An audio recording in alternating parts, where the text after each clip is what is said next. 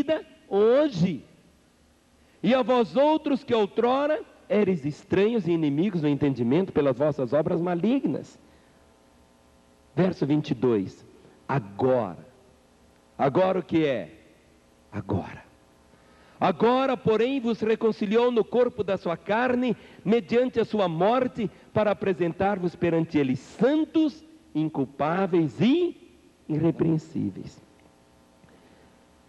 Há muitas pessoas que têm uma compreensão tão infantil. Muitas vezes colocam uma pessoa que não nasceu de novo para confessar pecado. Confessa que você adulterou. Confessa que você mentiu. Confessa que você é um bêbado. Sabe, tudo que a pessoa que não nasceu de novo precisa, o que é? Nascer de novo. O homem natural precisa nascer de novo. Não adianta você encontrar ali uma pessoa drogada e falar, olha, a droga vai te destruir, está te destruindo. Ele está careca de saber que acontece. O que ele precisa, o que é? Nascer de novo. Ele precisa receber a vida de Deus nele. Porque enquanto ele não receber a vida de Deus, sempre estará faltando algo. A nossa fé não é uma imitação da vida de Cristo. Existe aquele livro do Thomas Kemp, tão lindo, chamado A Imitação de Cristo. Mas é uma utopia. Ninguém pode imitar a vida de Cristo. Nós não podemos imitá-lo, a não ser que ele esteja vivendo em nós. O que é o novo nascimento? É ser transformado em uma nova criatura. E essa nova criação passa a ter o quê? Deus nela. É o que está escrito aqui em Colossenses. Vamos voltar. Colossenses, capítulo 1, o versículo de número 21, foi o que nós lemos. Mas agora observe o que está escrito aqui em Colossenses 1, 13. Colossenses 1, versículo 13. Ele nos libertou do império das trevas e nos transportou para o reino do Filho do seu amor, no qual temos a redenção, a remissão dos pecados. Olha o verso 26, capítulo 1, verso 26. O mistério que estivera oculto dos séculos e das gerações, agora todavia se manifestou aos seus santos, aos quais Deus quis dar a conhecer qual seja a riqueza da glória deste mistério entre os gentios, isto é, Cristo em vós, a esperança da glória, o qual nós anunciamos, advertindo a todo homem e ensinando a todo homem em toda a sabedoria, a fim de que apresentemos todo homem perfeito em Cristo. Para isso é que eu também me afadigo, esforçando-me o mais possível, segundo a sua eficácia, que opera eficientemente em mim. O verso 27, aos quais Deus quis dar a conhecer qual seja a riqueza da glória desse mistério entre os gentios, isto é, Cristo em vós. Nossa fé não é um compêndio doutrinário. Nossa fé é esse relacionamento com Ele. Cristo vive em mim. Paulo dizia, não sou eu mais quem vivo, mas é Cristo que vive em mim. E esse viver que vivo na carne, vivo na fé do Filho de Deus, que me amou e se entregou a si mesmo por mim. Isso que é a fé.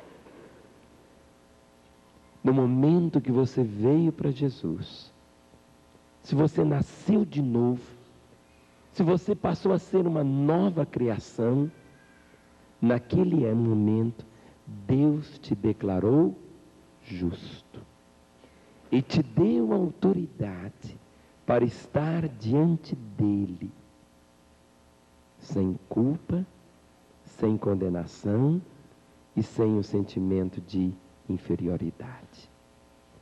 É por isso que enquanto você não viver, enquanto você não estiver vivendo esta realidade, você vive sempre sob culpa, uma vida de fracassos, a vida de derrota, se assusta com demônios.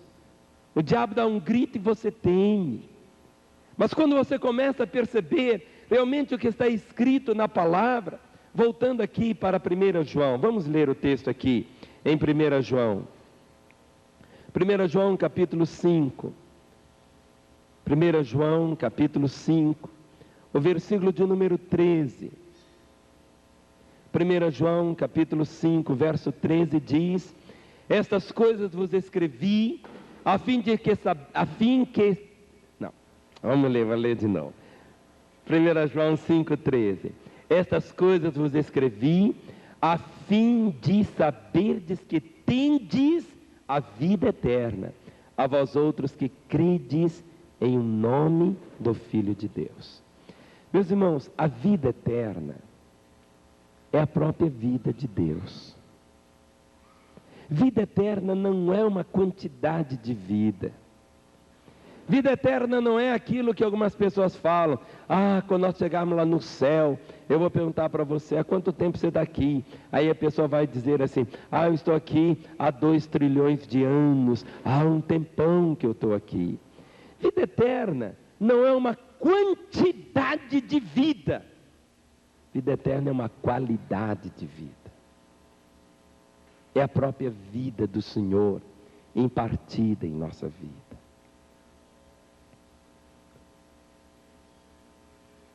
Jesus, ele mencionou aos seus discípulos em João 6, o versículo de número 47.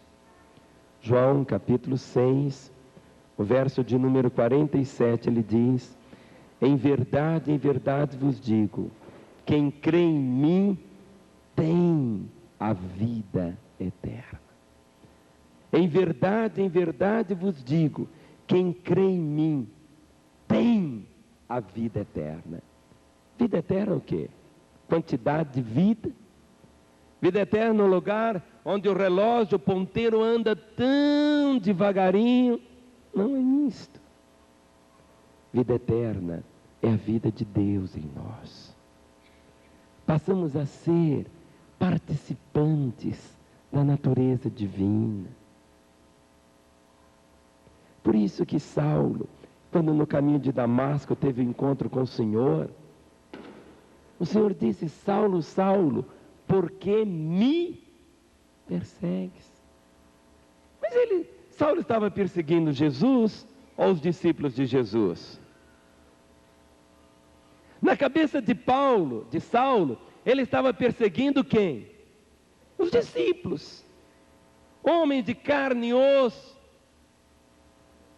Mas Saulo não sabia que Jesus vivia em seus discípulos. Por isso ele diz: Saulo, Saulo, por que me persegues? Se você abrir em 1 João capítulo 4, versículo 4. 1 João capítulo 4, versículo 4. Ele diz: filhinhos, vós sois de Deus. Diga para o seu irmão: meu irmão, você sabia que você é de Deus? Se não sabia, fique sabendo. Filhinhos, vós sois de Deus e tendes vencido os falsos profetas, porque maior é aquele que está em vós do que aquele que está no mundo. Amém? Amém? Aleluia! Maior é aquele que está em vós do que aquele que está no mundo. Aí você diz: eu sou um crente tão fraquinho. É o que o inimigo quer que você saiba. Justiça é a habilidade de estar diante de Deus sem o sentimento de culpa, condenação ou inferioridade. Maior é aquele que está em nós do que aquele que está no mundo. O diabo seus demônios. E tem muita gente que fica assim tão preocupada com os demos da vida, tudo é demônio e mil coisas assim. Comece a ver você, meu irmão, como justiça de Deus, tendo o próprio Deus morando em você. Somos o templo do Espírito Santo. E o Espírito Santo nos foi dado não para a gente só sentir arrepio. E alguns dizem, ai, eu estou arrepiadinho. Ah, não é assim. Se vier arrepios, tudo bem. Se não vier, você deve estar o quê? Firmado na palavra. Aquele que não conheceu o pecado, fez pecado por nós, para que nele fôssemos feitos justiça de Deus. Algo que tem que proteger o nosso coração. Em Efésios 6,14, falando sobre a armadura do crente, diz para tomarmos a couraça da justiça. Tomarmos a couraça da justiça. Que os nossos sentimentos, nosso coração, é nossa mente, nossas emoções, nossa vontade. Quantas vezes caminhamos mais pelas nossas emoções, uma fé epidérmica, ao invés de caminharmos por aquilo que a palavra do Senhor diz que somos. Eu sou o que a palavra de Deus diz que eu sou. Diga isso. Eu sou o que a palavra de Deus diz que eu sou. Eu tenho o que a palavra de Deus diz que eu tenho. Diga para o seu irmão, eu sou o que a palavra de Deus diz que eu sou. Eu tenho o que a palavra de Deus diz que eu tenho. Eu sou a justiça de Deus aqui na terra. Aí você diz, mas pastor, isso é grande demais. Isso é só para o pastor Vanderlei, pastor Paulo César, só para os pastores. Esses homens de Deus vão... Não é assim, meu irmão. Na igreja não tem negócio de clérigo e leigo. Todos nós somos sacerdotes. E todos nós somos a justiça de Deus. Diga para o seu irmão, meu irmão, você está sentado ao lado da justiça de Deus aqui na terra. Amém? Quantos que estão entendendo? Guarde no seu coração essa verdade, meu irmão. Não deixe de forma alguma perder isto.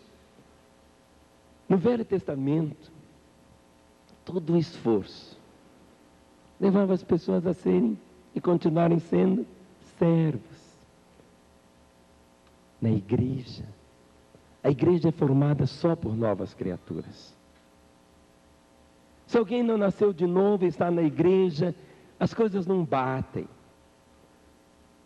As coisas para ele ficam assim muito difíceis.